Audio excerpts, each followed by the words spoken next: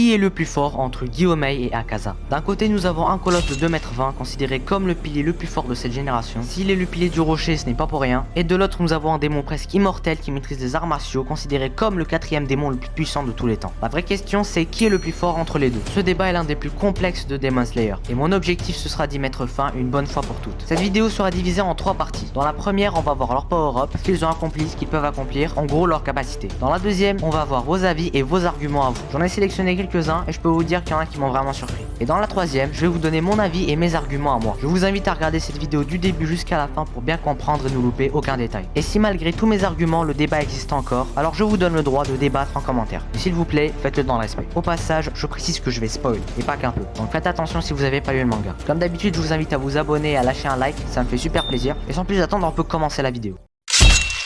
On va commencer par Akaza. Son pouvoir c'est une boussole. Au début de chaque combat il l'active. En gros c'est une sorte de radar qui détecte l'esprit combatif. L'esprit combatif c'est quoi? C'est tout simplement les émotions que l'on ressent quand on se bat. La peur, la haine ou bien la colère. Et c'est vraiment surcheaté car le mec il détecte tout le monde. Donc tu peux pas l'attaquer par surprise et même pour esquiver ses attaques c'est vraiment galère. D'ailleurs sa boussole a la forme d'un flocon de neige en raison de la barrette de Koyuki dans sa vie d'humain. En parlant de sa vie d'humain, il a dans le passé tué 67 membres d'un dojo à main nue. D'ailleurs si vous voulez en savoir plus sur le passé d'Akaza, j'en ai fait une vidéo complète. Je vous invite à aller la voir. Il maîtrise le style de combat Soryu, un style de combat au point. On a quasiment vu toutes ses techniques dans son combat contre Rengoku. Il y a le compas ou la boussole dont je vous ai parlé au début, c'est sa technique de base, le Maelstrom où il cherche son adversaire, et il y a aussi l'éradication, sa technique la plus puissante. Bref, il y en a plein et elles sont toutes très fortes. Aussi, il faut pas oublier que Akaza peut régénérer sa tête. C'est pour ça qu'il est presque immortel. Vous l'avez compris, Akaza est un démon très puissant. C'est le 4e démon le plus fort de l'œuvre, si on enlève Tanjiro démon. Maintenant passons à Gyomei. Tout comme Akaza, ce mec est surcheaté. Il a la marque, le mont transparent, la lame rouge, maîtrise le souffle du rocher, un souffle très puissant, voire le souffle le plus puissant parmi les 5 dérivés du souffle originel. D'ailleurs c'est le seul qui ne possède aucun dérivé connu. Il est devenu pilier à l'âge de 19 ans, seulement 2 mois après avoir touché un sabre pour la première fois, et en plus vu qu'il est trop fort, il peut même pas se servir d'un katana. Il utilise un boulet et une hache à la place. Quand il était jeune il a 1v1 un démon à main nue. Je trouve que c'est vachement comparable à l'exploit d'Akaza. Aussi le mec il nous a offert un combat spectaculaire contre Kokushibo. Il a réussi à lui tenir tête pendant un bon moment, sans marque, sans mont transparent et sans lame rouge. Dans le combat final contre Muzan, il a continué à se battre avec une jambe en moins, et en plus il est aveugle. Il est aussi très rapide, on l'a vu dans le dernier épisode de Demon Slayer, le mec il rigole pas. Bref, vous l'avez compris, Gyomei est juste surpuissant. C'est le pilier le plus fort de cette génération. Gyomei et Akaza sont tous les deux vraiment très forts. Je comprends mieux pourquoi ce débat est l'un des plus compliqués de l'œuvre.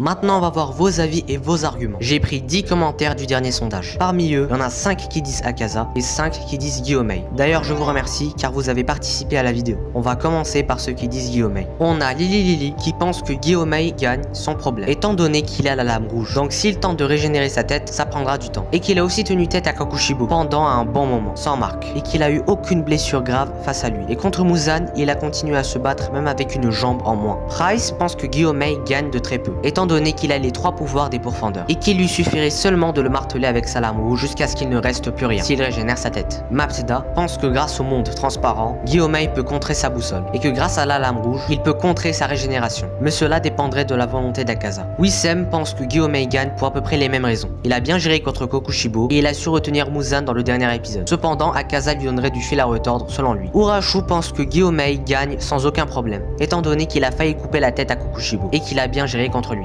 Maintenant, passons à ceux qui pensent que Akaza est plus fort. Alors on a Yanya qui pense que Akaza est plus fort car il a régénéré sa tête et qu'il est très fort car c'est la 3e lune démoniaque. Kaba quant à lui pense que Akaza lave Gyomei car elle se régénère très vite et qu'il peut survivre à la décapitation. Et qu'apparemment l'auteur aurait dit que aucun pilier ne peut 1v1 les 3 premières lunes supérieures. Ça on y reviendra plus tard. The Psycho Guy pense exactement la même chose. Il dit que Akaza est plus fort car il peut régénérer sa tête. Donc rien ne peut l'arrêter selon lui. Anime 33 a les mêmes arguments, à savoir celui de l'auteur et celui que Akaza peut régénérer sa tête et que contre Tanjiro et Giyu, il s'est tué lui-même donc c'est impossible pour lui de perdre. Tomioka pense que Akaza est plus fort et que c'est impossible de le tuer car il peut régénérer sa tête et qu'il s'est tué lui-même car il s'est rappelé de ses souvenirs d'humain et que le combat serait très serré. Et comme les autres, il dit que l'auteur a affirmé que aucun pilier ne peut 1v1 les 3 premières lunes supérieures.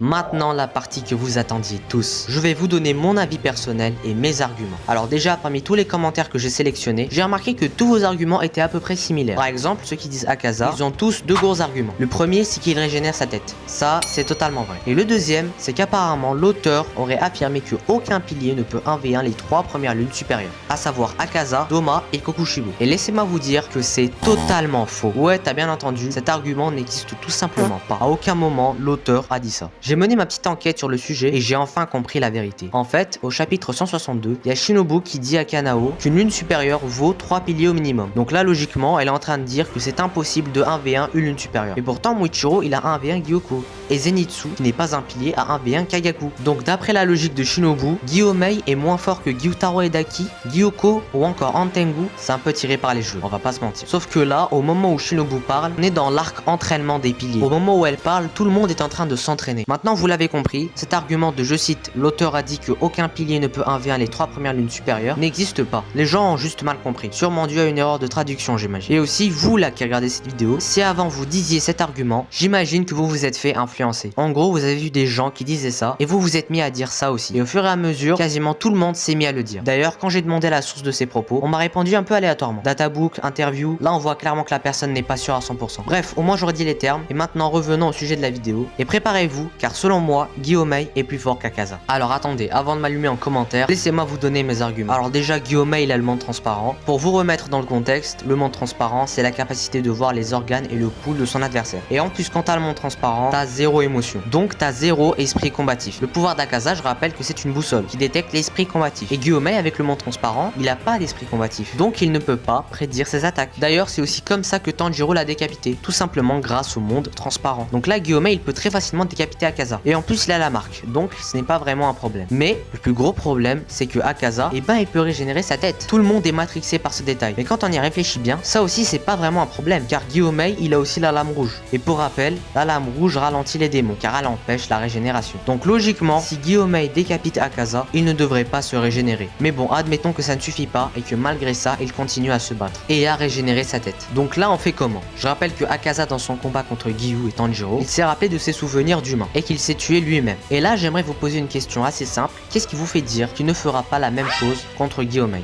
Il y en a qui vont dire que c'est uniquement le pouvoir du scénario et que ça ne compte pas. Mais les gars, la faiblesse d'Akaza, ce sont ses souvenirs d'humain. Donc si tu le décapites une fois, il va se faire interpeller par l'esprit de Koyuki et il va se rappeler de tous ses souvenirs d'humain. Et là, il sera très affaibli. On l'a vu contre Tanjiro, il n'attaquait même plus. Il se laissait faire. Donc là, Gyomei peut tout simplement le marteler avec sa lame rouge jusqu'à ce qu'il ne reste plus rien. En gros, selon moi, Gyomei gagne contre Akaza, mais vraiment de peu, car faut pas oublier que le combat pourrait aussi dépendre de la volonté d'Akaza. D'ailleurs, si vous voulez voir une simulation d'un combat entre les deux, je vous invite à aller voir la vidéo du GOAT Somioka. Je vous mettrai le lien en description. J'espère avoir mis fin au débat, mais bon, je ne peux pas juger les gens, car comme on dit, chacun son avis. D'ailleurs, n'hésitez pas à débattre en commentaire si vous n'êtes pas d'accord, mais comme je l'ai dit au début de la vidéo, faites-le dans le respect, donc pas d'insultes s'il vous plaît. Ok les amis, c'est la fin de la vidéo, j'espère qu'elle vous aura plu, j'ai fait de mon mieux pour résoudre ce débat, j'espère avoir dit les termes et j'espère aussi avoir été clair. N'oubliez pas de lâcher un like et à vous abonner à la chaîne, ça me soutient énormément et ça me pousse à vous produire plus de contenu. Et aussi n'oubliez pas de partager cette vidéo à un ami qui pense qu'Akaza est plus fort que Gyomei. Et sur ce, je dois vous laisser, on se retrouve pour une prochaine vidéo. C'était Kokushibo 2.0, à bientôt.